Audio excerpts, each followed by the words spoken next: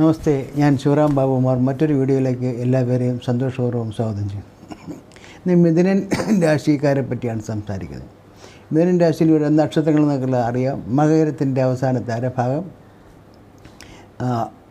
തിരുവാതിര, പുണർത്തിൻ്റെ ആദ്യത്തെ മുക്കാൽ ഭാഗം, 3 ഭാഗം വരും. ഇതാണ് മിഥുനൻ രാശിയിലുള്ള നക്ഷത്രങ്ങൾ എന്ന് പറയുന്നത്. അവരുടെ ജൂൺ 15 മുതൽ ജൂലൈ 15 വരെയുള്ള ഒരു മാസ കാലഘട്ടത്തിലെ ഫലങ്ങളാണ് നമ്മളിന്ന് പരിശോധിക്കുന്നത്.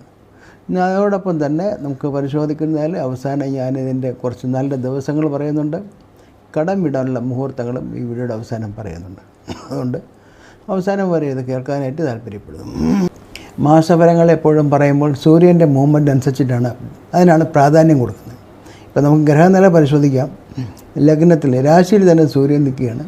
രാശിനാഥനായ ബുധനുണ്ട്, ശുക്രനുണ്ട്, 12 വ്യാഴമുണ്ട്, 9 ശനിയുണ്ട്, 10 രാഹുവുണ്ട്, 11 സ്വക്ഷേത്രാധിപനായി ചൊവ്വയുമുണ്ട്.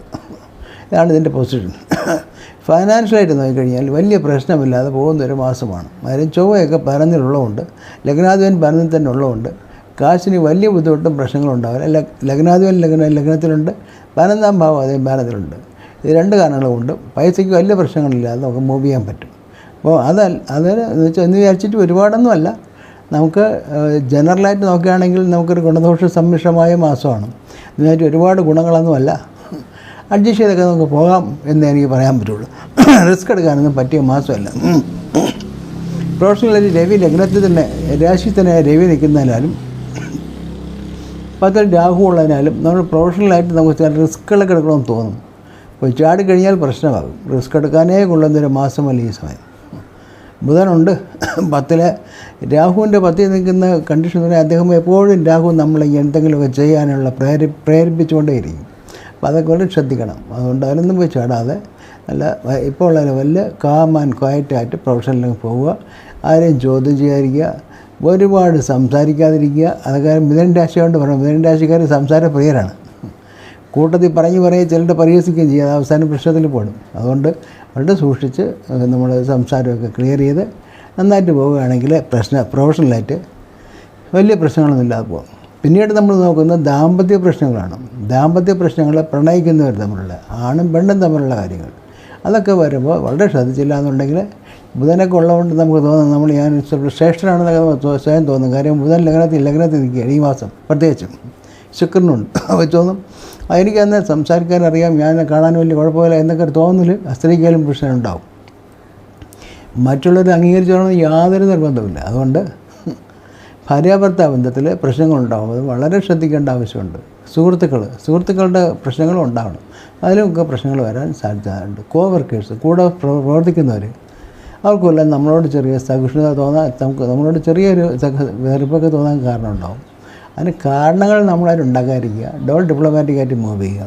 അതുപോലെ ഗാഡ്ജറ്റ്സ്, ഇലക്ട്രോണിക് ഗാഡ്ജറ്റ്സും ഈ നമ്മുടെ ഇന്നത്തെ മൊബൈലിൻ്റെയും മറ്റേൻ്റെയൊക്കെ ഒരു ഓൺലൈൻ്റെ ബന്ധമാണ്. ഓൺലൈനിലൊക്കെ മിസ്റ്റേക്ക് വരാൻ ചാൻസ് ഉണ്ട്.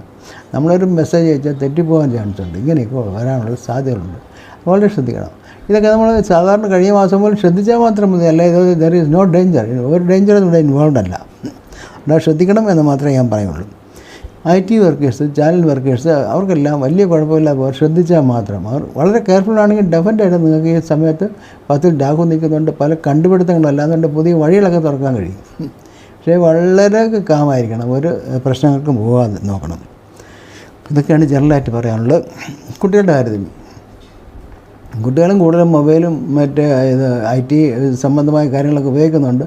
അവരൊക്കെ ശ്രദ്ധിച്ചില്ല എന്നുണ്ടെങ്കിൽ ചില ചതിക്കുഴിയിലൊക്കെ പോയി പെട്ടുപോകാൻ ചാൻസ് ഉണ്ട്. അപ്പോൾ അതൊക്കെ നോക്കണം. ഇതൊക്കെ ഞാൻ പിന്നെ മുതിർന്നവർക്കും മറ്റേ ആന്തരികമായ തോള് വേദന, പിന്നെ സ്ത്രീകൾക്ക് ഇങ്ങനെ തൈറോയ്ഡ് പ്രശ്നങ്ങൾ ഇങ്ങനെയൊക്കെയുള്ള വരാനുള്ള സാധ്യത വളരെ കൂടുതലാണ്. ഞാൻ ഇത്രയും പറയുന്നതിനെ കഴിഞ്ഞ മാസത്തിൻ്റെ തുടർച്ചയാണ് ഈ മാസം വരുന്നത്. ഒരുപാട് പേടിക്കാനും കാര്യമൊന്നുമില്ല. പ്രിക്കോഷനാണ് ഏറ്റവും ഇമ്പോർട്ടൻറ്റ്. പ്രിക്കോഷൻ എടുക്കുക, റിസ്ക് എടുക്കുക. ഈ 2 കാര്യങ്ങൾ ചെയ്യുകയാണെങ്കിൽ ഡെഫിനറ്റായിട്ടും നല്ലൊരു മാസമായിരിക്കും ഈ കടന്നു പോകാൻ പോകുന്നത്. എൽഡേഴ്സ്, മുതിർന്നവർക്കും ഒക്കെ ഇങ്ങനെയുള്ള അസുഖങ്ങളും ഞാൻ നേരത്തെ പറയുന്ന കാര്യങ്ങൾ ഇതൊക്കെ ഉണ്ടാകാൻ ചാൻസ് ഉണ്ട്. അതുപോലെ ടൂറൊക്കെ പോകാൻ ചാൻസ് ഉണ്ടോ, സോഷ്യലൈസിങ്ങിനുള്ള സാധ്യതയുണ്ട്. ഇങ്ങനെയൊക്കെ ഉണ്ടെങ്കിൽ അതൊക്കെ പോയി പങ്കുചേരുക. അതിനൊക്കെ നമ്മൾ മുമ്പേ തന്നെ നിൽക്കണം. ഇനി നമ്മുടെ കുറച്ച് നല്ല ദിവസങ്ങളാണ്. ഈ മാസത്തിലെ കുറച്ച് നല്ല ദിവസങ്ങളെ പറ്റിയാണ് പറയുന്നത്. അത് വലിയ കുഴപ്പമില്ലാതെ നമുക്ക് ചില കാറ് വാങ്ങിക്കാനോ വാഹനങ്ങൾ മേടിക്കാനോ ഇൻ്റർവ്യൂ പോകാനോ അല്ലെങ്കിൽ ഒരു കസ്റ്റമറെ മീറ്റ് ചെയ്യാനോ ഇങ്ങനെയൊക്കെയുള്ള കാര്യങ്ങൾ നല്ല ദിവസം നോക്കി നന്നായിരിക്കും. ആ ദിവസങ്ങളാണ് പറയുന്നത്. മീനൻ രാശിക്കാരെ സംബന്ധിച്ചിടത്തോളം ജൂൺ മാസം 20, 22, 23, 28, 29, 30, 20, 22, 23, 28, 29, 30 ഈ ദിവസങ്ങൾ വളരെ കൊള്ളാം. അടുത്ത ജൂലൈയിലാണെങ്കിൽ 1-ാം തീയതി 11-ാം തീയതി മാത്രമേ കൊള്ളാം. 1ഉം 11ഉം മാത്രം. ഇനി പറയുന്നത് കടം വിടാനുള്ള കുറച്ച് മുഹൂർത്തങ്ങളാണ്. നിങ്ങൾക്കറിയാം എന്താണെന്നുള്ള. ഞാൻ മുമ്പൊക്കെ പല വീഡിയോയിലും ഇതിൻ്റെ കാര്യങ്ങൾ പറഞ്ഞിട്ടുണ്ട്. അതുകൊണ്ട് ആ കാരണങ്ങളിലേക്ക് പോകുന്നില്ല. പകരം ഞാൻ അതിൻ്റെ മുഹൂർത്തങ്ങളിലേക്ക് മാത്രം വരാം.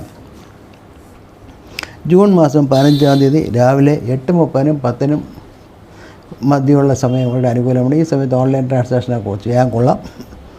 15-ാം തീയതി രാവിലെ 8:30-നും 10-നും മധ്യേ. 20-ാം തീയതി വ്യാഴാഴ്ച വൈകിട്ട് 4:15-നും 5:30-നും മധ്യമുള്ള സമയം കൊള്ളാം.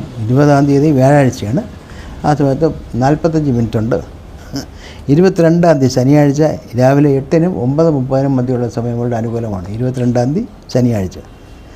25-ാം തീയതി ചൊവ്വാഴ്ച 12-നും 1:30-നും മധ്യേ കൊള്ളാം. 25-ാം തീയതി ചൊവ്വാഴ്ച ഉച്ചയ്ക്ക് 12-നും 1:30-നും മധ്യമുള്ള സമയം കൊള്ളാം. 29 ശനിയാഴ്ച 7:30-നും 9-നും മധ്യമുള്ള സമയം വളരെ അനുകൂലമാണ്. 29 ശനിയാഴ്ച 7:30-നും 9-നും. ജൂലൈ 6-ാം തീയതി ശനിയാഴ്ച രാവിലെ 7 മണിക്കും 8:30-നും മധ്യമുള്ള സമയം കൊള്ളാം. ജൂലൈ 6 ശനിയാഴ്ച രാവിലെ 7-നും 8:30-നും മധ്യ. ജൂലൈ 9 ചൊവ്വാഴ്ച ഉച്ചയ്ക്ക് 1-നും 3:30-നും മധ്യമുള്ള സമയവും വളരെ അനുകൂലമാണ്. 1-നും 3:30-നും. 13-ാം തീയതി ശനിയാഴ്ച 2 മുഹൂർത്തമുണ്ട്. ഒന്ന് 6:30-നും 8 മണിക്കും മധ്യ രാവിലെ ഉണ്ട്. അടുത്ത ഉച്ചയ്ക്ക് 1 മണിക്കും 2:30-നും മധ്യമുള്ള സമയം. ഈ 2 സമയവും അനുകൂലമാണ്.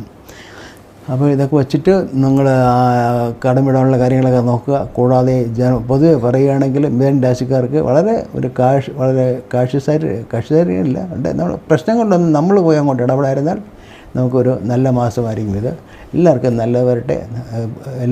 ആശംസിച്ചുകൊണ്ട് നിർത്തുന്നു. നന്ദി, നമസ്കാരം.